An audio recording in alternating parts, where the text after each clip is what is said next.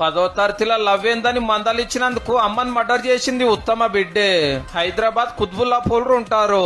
Instagram లో శివ అనేటోడు సోపతయ్యి love కొవ్వాని తిరుగుతుంటే తప్పు బిడ్డే అని బుద్ధి చెప్పినందుకు నాకే అడ్డం వస్తావా అని అన్ని దోలుకొచ్చి ఇద్దరు కలిసి చంపేసిరు ఇంట్లో పూజ చేస్తుంటే.